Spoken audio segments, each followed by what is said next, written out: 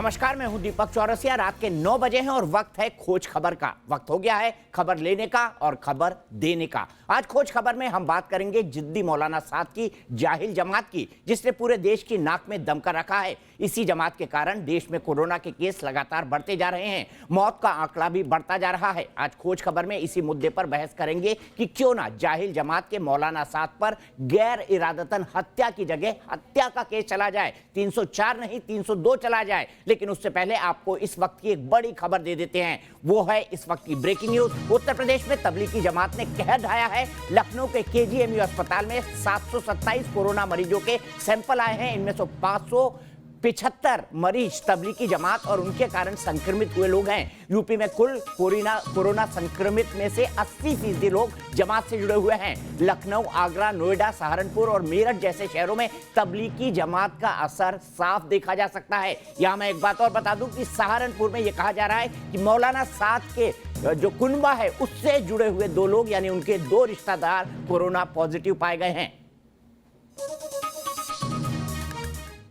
देखा आपने कैसे मौलाना साद के मरकज से लौट रहे लोग पूरे देश के लिए खतरे का सबब बन गए हैं। लेकिन बात सिर्फ इतनी ही नहीं है। तबलीगी जमात के लोग अब भी अपनी हरकतों से बाज नहीं आ रहे। पहले दिल्ली और फिर यूपी के मुरादाबाद से इसकी तस्वीरें सामने आई हैं। मुरादाबाद में जो तबलीग से लौटे एक शख्स और उसके भाई की कोरोना संक्रमण में मौत के बाद इलाके में पहुंची मेडिकल की टीम पर लोगों ने जबरदस्त पथराव करके कई डॉक्टरों को घायल कर दिया। वहीं दिल्ली के LNJP अस्पताल में भी तबलीगी जमात से जुड़े लोगों की गुंडागर्दी देखने को मिली, जहां पर पहले तो एक महिला डॉक्टर से छेड़छाड़ की गई, फिर पूरे स्टाफ के साथ मारपीट करने की कोशिश भी की गई। देखिए इसी से जुड़ी एक अपडेट।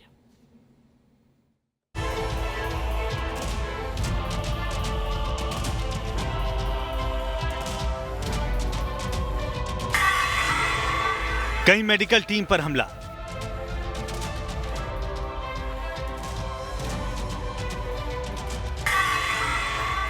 कहीं महिला डॉक्टर से बदसलूकी,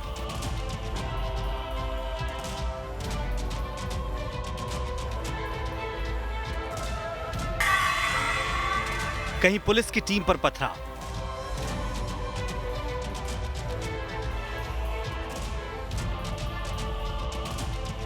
अस्पताल से लेकर शहर की गलियों तक जाहिल जमात मनमानी पर उतारू है और जहालत के नए रिकॉर्ड बनाते जा रहे हैं।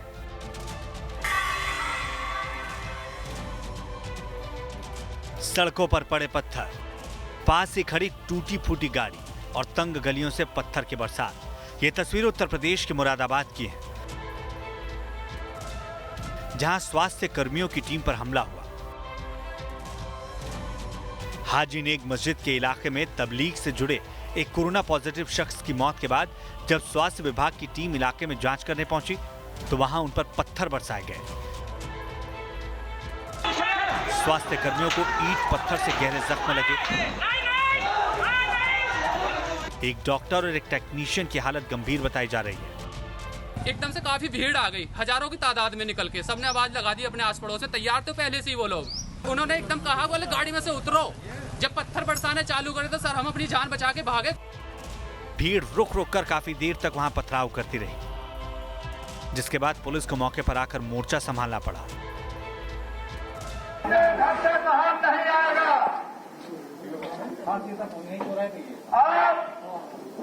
अपने अपने घरों में रहे। जो व्यक्ति अपने घरों से बाहर अननेसेसरी पाया जाएगा उसके खिलाफ दफा 188 ताज़ा के तहत मुकदमा चलाया जाएगा। इधर मुरादाबाद में कोरोना वॉरियर्स पर हमले की खबर आई। उधर उत्तर प्रदेश के CM योगी ने इस पर ट्वीट किया और अपने स्टाइल में तुरंत एक्शन ले लिया, जिसके मुताबिक पुलिसकर्मियों, स्वास्थ्य कर्मियों और स्वच्छता अभियान से जुड़े कर्मियों पर हमला एक अक्षम्य अपराध है, जिसकी घोर निंदा की जाती है। ऐसे दोषी व्यक्तियों के खिलाफ आपदा नियंत्रण अधिनियम और राष्ट्रीय सुरक्षा अधिनियम के तहत कार्रवाई की जाएगी। दोषी व्यक्तियों द्वारा की गई राजकीय संपत्ति के नुकसान की भरपाई उनसे सख्ती से की जाएगी। जिला प्रशासन ऐसे उपद्रवी तत्वों को तत्काल चिन्हित करें और प्रत्येक नागरिक को सुरक्षा के साथ ही उपद्रवी तत्वों पर पूरी सख्ती भी करें। उत्तर प्रदेश में कोरोना के अब तक 735 मामले सामने आ चुके हैं। इनमें से करीब 70% यानी 428 मरीज जमाती हैं। तबलीगी जमात से जुड़े हुए जो हमारे लोग हैं, लगभग 58-60% जो हमारे कोरोना के केसेस हैं तबलीगी जमात या जमात से जुड़े हुए लोगों के ही हैं। यानी हमारी पूरी जो कोविड के लड़ने की स्ट्रैटेजी है वो ऐसे व्यक्तियों से ही ज़्यादातर लोगों से शामिल है जो तबलीगी जमात से या तबलीगी जमात से कहीं ना कहीं कांटेक्ट में आए हैं। ऐसे में हर व्यक्ति जो तबलीगी जमात में या किसी जमात में गया है उसकी अब हम लोगों ने ट्रेसिंग कर ली है और लगभग 2717 ऐसे व्यक्ति हैं जिनमें से 2470 को क्वारंटाइन करके प्रत्येक की चेकिंग की जा रही। सिर्फ उत्तर प्रदेश ही नहीं, देश भर में जमात के कारण कोरोना के केस बढ़ते जा रहे हैं, लेकिन जमाती ना तो इसे मानने को तैयार हैं और ना ही सुधरने को।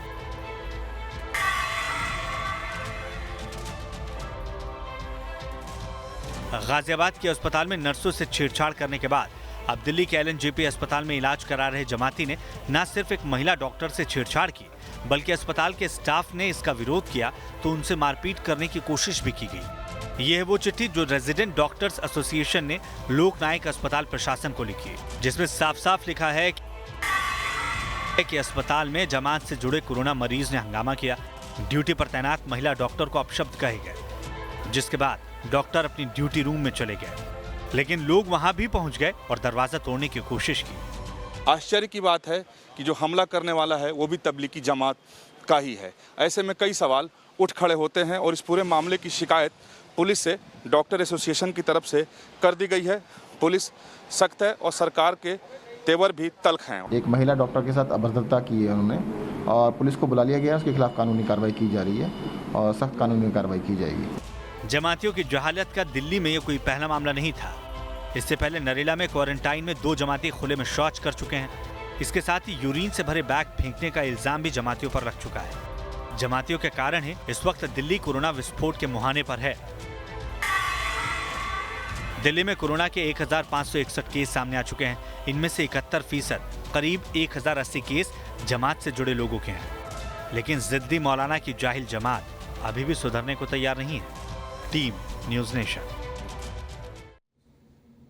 तो आपने देखा किस तरह से जिद्दी और जाहिल है मौलाना साद की ये जमात। दिल्ली क्राइम ब्रांच की टीम ने कोरोना का कैरियर बने मौलाना साद और उसके साथी जमातियों के खिलाफ दर्ज FIR में गैर इरादतन हत्या का मामला जोड़ दिया है, जिससे आरोपियों के लिए कोर्ट से जमानत पाना आसान नहीं होगा। तो वहीं वीजा नियमों के उल्लंघन के आरोप में करीब 2000 विदेशी जमातियों के खिलाफ लुकआउट नोटिस भी जारी किया गया है। कहां है जमात का जिद्दी मौलाना? मौलाना साद पर गैर इरादतन हत्या का केस दर्ज। अब करो गिरफ्तार, बस यही है इलाज। तबलीगी जमात प्रमुख मौलाना साद पर कानूनी शिकंजा और कस गया है। दिल्ली क्राइम ब्रांच की टीम ने तबलीगी जमात पर पहले से दर्ज केस में एक धारा और जोड़ दी है। जमात पर धारा 304 के तहत गैर इरादतन हत्या का केस भी दर्ज किया गया है। निजामुद्दीन मरकज मामले में तबलीगी जमातियों के खिलाफ दायर FIR में दिल्ली पुलिस ने अब गैर इरादतन हत्या की धारा भी जोड़ दी है। धारा 304 यानी गैर इरादतन हत्या की धारा जुड़ने के बाद अब तबलीगी जमातियों की मुश्किलें और ज्यादा बढ़ सकती हैं। इसके अलावा दिल्ली पुलिस की क्राइम ब्रांच ने 1890 विदेशी जमातियों के खिलाफ लुकआउट सर्कुलर भी जारी किया है। ये वो लोग हैं जो कि निजामुद्दीन मरकज से निकाले जाने के बाद फरार हैं और अभी तक पुलिस उनकी लोकेशन को ट्रेस नहीं कर पाई है। कानून के जानकारों के मुताबिक FIR में गैर इरादतन हत्या की धारा जोड़े जाने से आरोपियों की मुश्किलें बढ़ जाएंगी और उन्हें अब अग्रिम जमानत लेना मुश्किल हो जाएगा। जिन लोगों पर गैर इरादतन हत्या का केस दर्ज किया गया है उनमें मौलाना साद का नाम भी शामिल है। क्राइम ब्रांच ने केस दर्ज करने के बाद 18 लोगों को नोटिस जारी कर पुलिस पूछताछ के लिए तलब किया है। बताया जा रहा है कि इनमें से 11 लोग खुद को क्वारंटीन बताकर पुलिस के सामने आने से बच रहे हैं। मौलाना साद का क्वारंटीन पीरियड 11 अप्रैल को ही खत्म हो चुका है, लेकिन वो अब भी अंडरग्राउंड है और पुलिस से आंख मिचौली खेल खेल रहा है। उधर दिल्ली पुलिस ने मरकज में शामिल 1890 विदेशी जमातियों के खिलाफ भी नोटिस जारी किया है। सभी के खिलाफ वीजा नियमों के उल्लंघन के आरोप में लुकआउट नोटिस जारी किया गया है। अब तक जमात से जुड़े 1500 से ज्यादा लोगों को पकड़ा जा चुका है, जिनमें 400 से ज्यादा विदेशी हैं। कई क्वारंटीन पीरियड के बाद जेल की हवा भी खा रहे हैं, लेकिन अब भी जमाती कई शहरों में छिपे हुए हैं और मौत का वायरस बांट रहे हैं। Team news nation. तो सवाल यह है कि जमात ने इतना कुछ कर दिया, देश में कोरोना फैला दिया, उसके बाद भी मौलाना साद क्यों छुपा बैठा है? क्वारंटीन उसका खत्म हो चुका है, उसके 2 बेटों से पूछताछ हो चुकी है, गैर इरादतन हत्या की धारा जुड़ गई है। लेकिन न्यूज नेशन का मानना है कि उन पर 302 का मुकदमा चले, 304 नहीं 302 का मुकदमा चले, जो होता है इरादतन हत्या, साजिश के तहत हत्या, क्योंकि साजिश के आरोप 120 बी उन पर ऑलरेडी जुड़े हुए हैं। इसी पर बहस को आगे बढ़ाऊंगा। मेरे साथ तबलीगी जमात के एडवोकेट तौसीफ खान हैं, मेरे साथ शुभी खान है जो कि एक इस्लामिक स्कॉलर हैं, साथ ही साथ बड़ी वकील भी हैं, मेरे साथ मुफ्ती वजाहत कासमी है जो कि इस्लामिक स्कॉलर हैं। सबसे पहले मैं तौसीफ आपसे जानना चाहता हूं, कहां छुपे हैं जाहिल मौलाना? दीपक जी, ये जाहिल वाहिल तो ये तो आप ऐसे शब्द भी यूज़ करते हो। अभी भी मैं एक चैनल पे इंटरव्यू दे रहा था, पहले तो मैं आपके चैनल के माध्यम से भी मैं अवाम को, जनता को और जो तबलीगी जमात से जो भी जुड़े हुए लोग हैं उन सबसे कहूँगा कि सामने आए, कोऑपरेट करें, प्रशासन को कोऑपरेट करें। और बड़ी देर कर दी मेहरबान आते तौसीफ खान, बड़ी देर कर दी मेहरबान आते। अभी तक आप गिना रहे थे बीजेपी ने क्या किया, किसने क्या किया। मछली बाजार मत बनाओ, मीडिया को मीडिया तक के तरीके से ही चलने दो भैया। आप भी जमात को जमात के तरीके से ही चलने दो, उसी तरीके से चलने दो। कानून देखो, गैर इरादतन हत्या के जवाब दो, मौलाना साहब कहाँ है? अरे मीडिया अंधी हो रही है, कानून अंधा नहीं है। उससे पहले जमात अंधी हो चुकी थी। सुनिए मेरी बात, कानून मैं बताता हूँ आपको क्या कहता है। आप सुनिए, आप एक चीज समझिए, क्राइम ब्रांच ने 91 का नोटिस, 91 CRPC का नोटिस मौलाना साद साहब को दिया। उसके एवज में हमने रिप्लाई फाइल किया। उस नोटिस के एवज में अगर हमने जब रिप्लाई फाइल कर रहे हैं तो आपको क्या, आप IO साहब से ये क्या हो गया, पार्शली इन्वेस्टिगेशन ज्वाइन कर ली ना? 91 के नोटिस का जवाब दे रहे हैं, 100 इन्वेस्टिगेशन ज्वाइन कर रहे हैं ना? अभी आपके चैनल के माध्यम से ही पता लगा कि 16 आदमियों ने इन्वेस्टिगेशन के लिए 160 के तलब नोटिस भेजा है। इन्वेस्टिगेशन टाइमली ज्वाइन कर रहे हैं ना? सुबह से चल रहा है, कल नोटिस जा चुका है। तौसीफ खान एडवोकेट हैं, आपको खुद को नहीं पता है। आप पहले देश की जनता को बताइए मौलाना साद इस वक्त, अरे आपको नहीं पता, 100 जब इन्वेस्टिगेशन और नहीं मांगते। अरे देश के जब कानून के सामने आ रहे हैं, प्रशासन के सामने आ रहे हैं, तो देश के सामने आप क्या, जब प्रशासन के, पुलिस के, क्राइम ब्रांच के इन्वेस्टिगेटिंग ऑफिसर से टाइमली कोऑपरेट कर रहे हैं, मिल रहे हैं तबलीगी जमात के कारण। दीपक जी, इन्वेस्टिगेशन का पार्ट है, इंटरफेयर ना कीजिए। ये देश के सामने आएंगे, वो IO साहब इन्वेस्टिगेटिंग अथॉरिटीज के सामने आ रहे हैं, वो टाइमली कोऑपरेट कर रहे हैं भाई। फिर आप क्यों? और एक और चीज सुनिए, जब 91 का नोटिस दे दिया, इन्वेस्टिगेशन ज्वाइन के, हम आपके चैनल के माध्यम से भी दुनिया को, देश को बता रहे हैं कि हम इन्वेस्टिगेशन ज्वाइन करने के लिए तैयार हैं, तो फिर ये मीडिया, आपने बांद्रा की, कल बांद्रा स्टेशन के, मैं आपका चैनल देख रहा था, आपने बांद्रा जामा मस्जिद को जोड़ दिया। मतलब और मीडिया चला रही है। बांद्रा स्टेशन पे हजारों की तादाद में मजदूरों ने पलायन किया। बांद्रा स्टेशन से कोई ट्रेन नहीं चलती है, मत दीजिए, जरा पता कर लीजिए। मैं सुबह खान के पास जाऊंगा। अरे न्यूज नेशन कह रहा है अरेस्टिंग हो चुकी है दीपक जी, मुझे पता है अरेस्टिंग हो चुकी है, उसमें क्या है, उसके पीछे क्या साजिश है, बाकी के हाँ, फिर बोलिए मत कि बांद्रा स्टेशन की जामा मस्जिद पे हजारों की तादाद में आदमी आ रहा है। ये आप चैनल दिखा रहे हो, ये दिखा रहे हो आप। यही खबर थी, देश को, यही खबर थी, जरा देख लीजिए, मेरा सोशल मीडिया फॉलो कर लीजिए। पलायन करके ये खबर यही थी। अच्छा, तौसीफ खान छोड़िए ना, ज्ञान मत दीजिए, मौलाना साद के बारे में बात करिए, मौलाना साद के बारे में बात करिए। सुबी खान, क्यों ना इनके ऊपर 302 का केस चले। आपके चैनल के दीपक जी, एक और चीज, आज सुप्रीम कोर्ट का एक ऑर्डर पास किया है PCI पे, press release of press council of India को तौसीफ खान रुक जाइए, ज्ञान मत दीजिए, एडवोकेट की अपनी भूमिका निभाई है तबलीगी जमात की। सुबह खान आइए, क्यों ना 302 का केस चले। अरे हम एडवाइस देते हैं जी, वकील है, एडवाइस देंगे, ज्ञान थोड़ी ना देंगे। बड़ी एडवाइस दे दी आपने। तौसीफ खान जी, सुन ली आपकी बात सबने, दूसरों की भी सुन लीजिए, दूसरों की भी सुन लीजिए। जी दीपक जी, मैं आपकी बात से बिल्कुल इत्तेफाक रखती हूँ सुनने के लिए ही बैठे हैं हम यहाँ पे, आप और मैं सुनने के लिए ही बैठे हैं। चार्जेस लगने चाहिए। ये देखिए, बीच में बोलेंगे, ऐसे नहीं होगा, ऐसे नहीं बात हो पाएगी। भाई थोड़ा शांत हो जाओ। सुबह उनके कैटेगोरिकल जवाब 302 पर, कैटेगोरिकल जवाब 302 पर। ठीक है दीपक जी,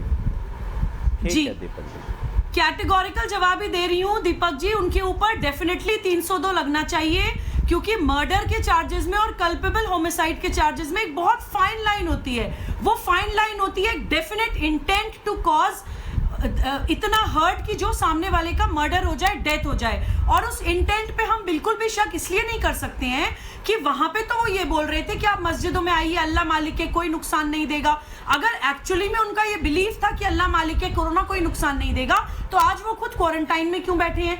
तो उनका ये ड्यूबियस नेचर और उनका डबल स्टैंडर्ड्स जो वो दिखा रहे हैं, साफ पता चल रहा है उनको बखूबी ये नॉलेज थी कि कोरोना एक लाइफ थ्रेटनिंग डिजीज है। इसी वजह से आज वो क्वारंटाइन में छुपे बैठे हैं और ये जानते बूझते हुए उन्होंने लोगों में मौत बांटने का काम किया है। तो उनकी इंटेंशन पे एक बाल बराबर भी मुझे शक नहीं है कि वो गैर इरादतन हत्या, जो लोग भी तबलीगी जमात के लोगों द्वारा कोरोना से संक्रमित होकर जिनकी डेथ हुई है, उनकी डेथ के चार्जेस सीधे सीधे 302 मौलाना शाद के ऊपर लगना चाहिए। तीसरा मैं इन वकील साहब से ये पूछना चाहती हूँ, आज आप बोल रहे हैं कि वो आयोग के सामने तो आ रहे हैं। Deepak ji just few seconds 28 मार्च से वो भगोड़े हैं, 28 मार्च से वो भागे हुए हैं। हम 15 अप्रैल पे बैठे हैं। आज तक वो क्या कर रहे थे? क्वारंटाइन का बहाना लेके इन्वेस्टिगेशन में मैं कोऑपरेट कर दूंगा, ये वो बोल रहे हैं, लेकिन सीधा सीधा एक क्राइम करके वो भागे हुए हैं। ये सच्चाई है, उस पर आप पर्दा नहीं डाल सकते। तौसीफ जी जवाब कैटेगोरिकल दीजिएगा, इधर उधर की बात मत करिएगा, नहीं टोकूंगा आपको। सुबोई जी बिल्कुल पर्दा नहीं करेंगे जी। दीपक जी, अरे दीपक जी सुनिए, सुबोई जी सुनिए, आप तो इतने अच्छे लॉयर हो, आप कह रहे हो 28 से ही भागे हुए हैं, FIR 31 को ही है। सुबोई जी, लॉयर इस्लामिक स्कॉलर होना अच्छी बात है, लॉयर होना अच्छी बात है, लेकिन फैक्ट्स को समझिए। 28 को तो अजीत डोवाल साहब वर्ल्ड हेल्थ ऑर्गेनाइजेशन जो मरकज आई है, 31 की FIR है, आपने 28 से ही भगोड़ा घोषित कर दिया। अच्छा सुबोई जी कैसी बात करते हैं आप? सुनिए, दो चीजें बहुत जरूरी है कानून। चलिए आपकी बात बड़ी करती हूँ। 31 मार्च अरे मैं डिफेंड करने के लिए ही बैठा हूँ जी यहाँ पे। 31 से भागे हुए हैं, तो भी आज 15 अप्रैल है, देश में लोग मर रहे हैं। 30 नहीं, मेरे से नहीं, 31 तारीख को FIR हुई है। हो रही है, फिर भी वो छुपे बैठी हैं। अरे मेरे उससे क्यों भागेगा सुबोई जी? ऐसी बीमारी जिससे कुछ होने वाला ही नहीं है, अल्लाह मालिक है, जब अल्लाह बचा ही लेगा तो क्वारंटाइन में क्यों बैठे हैं? चलिए मैं मानती हूँ कि मार्च एंड से बैठे हैं, 15 दिन अप्रैल के हो चुके हैं, क्यों अपने बिल में छुप के बैठे हुए हैं? क्यों सामने नहीं आते? इन्वेस्टिगेशन में कोऑपरेट करेंगे। इन्वेस्टिगेशन होने की नौबत ही क्यों आई? जवाब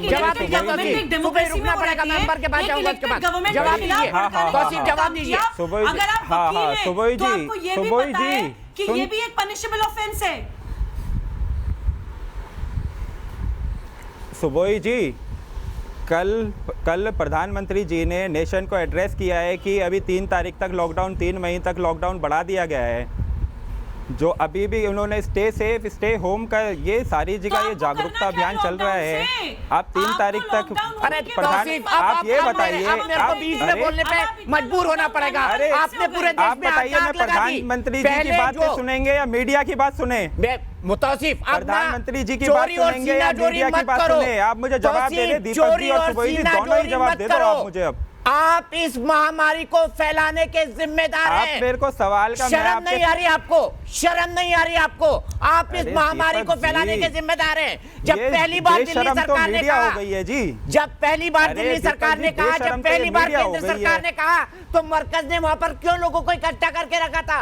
बताइए, जवाब दीजिए। अब आप प्रधानमंत्री की बात मानने के सारे छुपना चाहते हैं। मार्च 13 को तो मिनिस्ट्री ऑफ हेल्थ, फिर झूठ बोलना, मिनिस्ट्री ऑफ हेल्थ ने सर्कुलर पास किया है, सर्कुलर दिया है, corona virus is not a health emergency. आप एडवोकेट नहीं, झूठ बोलने की मशीन है तौसीफ खान। हम पर बताइए, बार बार झूठ, बार बार झूठ। दीपक जी, आप कितनी भी डिबेट्स रख लीजिए और कितने भी फैक्ट्स लेके आ जाइए, ये कभी भी मुद्दे पे बात करेंगे ही नहीं। ये सिर्फ और सिर्फ मोदी विरोध में इंसानियत के भी विरोधी बन चुके हैं। किस तरीके से वो अनाउंसमेंट करते हैं पब्लिक प्लेटफॉर्म पे और बोलते हैं कि आपको कुछ नहीं होगा, सीधे सीधे 302 के तहत मुकदमा होना चाहिए। NSA लगाने की बात हुई थी, NSA भी लगना चाहिए, साजिश की भी इनके ऊपर चार्जेस लगने चाहिए। जिस तरीके से आपने साजिश करके सिर्फ और सिर्फ सरकार और एक विचारधारा के विरोध में आप इंसानियत के विरोधी बनते जा रहे हैं, तो आपको शर्म आनी चाहिए कि आप सिर्फ और सिर्फ राजनीतिक विरोध के चलते, आप देखिए आज मुरादाबाद में यूपी में क्या हुआ, वहां पर डॉक्टर्स को, पुलिस को बंधक बनाकर उनको मारा गया, पुलिस की गाड़ी तक छोड़ी गई जब डॉक्टर को छुड़ाने के लिए वहां पे गए। तो आप समझने की जरूरत ये है कि वहां पे सिर्फ एक अफवाह ये छोड़ते थे कि ये आपके अंदर इंजेक्शन लगा के वायरस छोड़ा जा रहा है मुसलमानों को, या फिर आपके सैंपल देके एनआरसी और सीए की जांच के उसमें इस्तेमाल किया जाएगा। तो इस तरीके से अफवाह फैला के आप लोगों पर उनको मौत की तरफ धकेल रहे हैं। सवाल उठना चाहिए कि आप किस तरीके की अफवाहें और साजिशें कर रहे हैं। ठीक है, इफ्रा को लूंगा। इफ्रा, क्या आपको भी लगता है कि मौलाना साद की कोई जिम्मेदारी नहीं बनती? अब भी उनको देश के सामने नहीं आना चाहिए? देश में कोरोना का मौत बांटकर मौलाना साहब कहां छुपे हुए? जवाब दीजिए इरफा, आप समर्थन करती है उनका? जी नहीं, मैं किसी का समर्थन नहीं करती हूँ। मैंने पहले दिन से बोला है, बहुत बड़ी महामारी है और मैं कहती हूँ कि जिसको भी कोरोना के जिसको लगता है कि उनको कोरोना हो सकता है या जिनकी फॉरेन ट्रैवल की हिस्ट्री है, उनको सामने आ जाना चाहिए, हॉस्पिटल जाना चाहिए, क्योंकि वो सिर्फ अपने लिए ही नहीं, वो अपने भाई बहनों के लिए, अपनी फैमिली के लिए और बहुत सारे लोगों के लिए एक खतरा है। तो मौलाना साहब ये बात क्यों नहीं बोल देते आके सामने? मौलाना साहब क्यों नहीं बोल देते ये बात सामने आकर? क्यों उन्होंने कंफ्यूजन फैलाया? क्यों गवर्नमेंट के डायरेक्टिव नहीं माने? क्यों तबलीगी जमात के लोग आज भी हुड़दंग कर रहे हैं? मुरादाबाद में कर रहे हैं, दिल्ली में कर रहे हैं, और आप कहती हैं कि मीडिया गलत ढंग से दिखा रहा है। क्या करे मीडिया, बताइए? किसी ने तबलीगी जमात का नाम लिया था आज तक? पहली बात तो जहां तक आज के मुरादाबाद की इंसिडेंट की बात है, ये सच्ची इंसिडेंट की बात है क्योंकि पुलिस ने कंफर्म किया है। लेकिन जहां तक मीडिया ने फैलाया था कि वो थूक रहे थे, पुलिस ने साफ साफ बोला कि आप एक शख्स को सामने लाजिए जिस पे उन्होंने थूका है। वो वीडियो पुलिस के एसीपी ने बोला, तो वो एक फेक न्यूज। फिर झूठ बोलने लगी आप इफ्रा। मैं एक मिनट, ये मैं थूक वाली बात मैंने कभी नहीं चलाई। मैं आपको बताता हूँ एक एक करके। गाजियाबाद के अस्पताल में डॉक्टर के साथ जो हुआ, एनएसए लगी, नरेला वाले इंसिडेंट में दिल्ली पुलिस ने एफआईआर की, पेशाब फेंकने वाले इंसिडेंट में एफआईआर हुई, जो शौच किया गया था उसकी एफआईआर हुई, आज 10 लोगों पर एनएसए लगा है। उसके बाद भी आप बोलेंगी फेक न्यूज चला रहा है मीडिया। झूठ बोलने की भी हद होती है। गलत साबित हुई। आप इस बात से हिचकिचाने 90% खबरें प्रूफ के साथ थी। जो मीडिया ने चलाई है वो एफआईआर थी। ये पता नहीं आप लोग कहां की खबरें उठा लाते हैं, पता नहीं कहां की खबरें उठा लाते हैं आप लोग। किसी पे नहीं थूका। जहां पे उनके आज पथराव की बात आती है, मैं बार बार कहती हूँ कि कोई भी पुलिस पे पथराव करेगा उसको सजा दे दीजिए, उसको पकड़िए। हम गलत का साथ देने वाले लोग नहीं हैं। लेकिन फिर भी इन जाहिलों को आप डिफेंड करेंगी। मैं फिर लाता हूँ मुफ्ती साहब जवाब दीजिए इनका। ये क्यों डिफेंड कर रहे हैं जो गलत है उसको? मुफ्ती साहब आप आइए। उनको सोसाइटी के अंदर आने नहीं दिया जा रहा है। इसकी जिम्मेदार इफ्रा जान और मौलाना साद है। इसकी जिम्मेदार इफ्रा जान और मौलाना साद है। मुफ्ती साहब जवाब दीजिए। दीपक भाई, जहाँ तक ये 304 लगने का सवाल है, आप ही के चैनल पर एक दिन डिबेट में मैंने कहा था कि दिल्ली पुलिस बहुत प्रोफेशनल है, सारी तहकीकात और जांच करके मौलाना को उनके अंजाम तक पहुंचा देगी। ऐसा हो भी रहा है। 304 से वो 302 पर भी आ जाएंगे। और इसमें जो मौलाना के सहयोगी हैं, अगर क्राइम ब्रांच दिल्ली पुलिस पूरे देश में उनको ढूंढ करके हर स्टेट में जो जमातों को छुपाने का या उनको प्रशासन के सामने नहीं जाने दे रहे थे, ऐसे लोगों पर भी कार्रवाई हो रही है और करनी चाहिए बहुत तेजी के साथ। मैं एक चीज़ आपको अर्ज कर दे रहा हूं कि यूपी एक ऐसा स्टेट था कि बहुत बड़ा स्टेट होने के बाद भी मैं वहाँ के मुख्यमंत्री जी को, वहाँ के प्रशासन को और डॉक्टर्स को सलाम पेश करता हूँ कि पूरे उत्तर प्रदेश में बहुत ही कंट्रोल और सारी चीज़ों को कवर किया हुआ था। 80% लेकिन अभी जो आपने अपने चैनल के माध्यम से रिपोर्ट, जी उत्तर प्रदेश में बहुत ये रिपोर्ट जो दिखाई है ये बहुत ही इंतहाई मायूस कुन और बहुत परेशान करने वाली ये खबर है। और ऊपर से मैं देख रहा हूं कि पुलिस पर और डॉक्टर्स पर और हमारे वो लोग जो इस वक्त पूरी इंसानियत की खिदमत कर रहे हैं उन पर पथराव किया जा रहा है, उनके साथ जुल्म हो रहा है और उनके साथ मारपीट की जा रही है। इस पर मैं आऊंगा इस ब्रेक के बाद।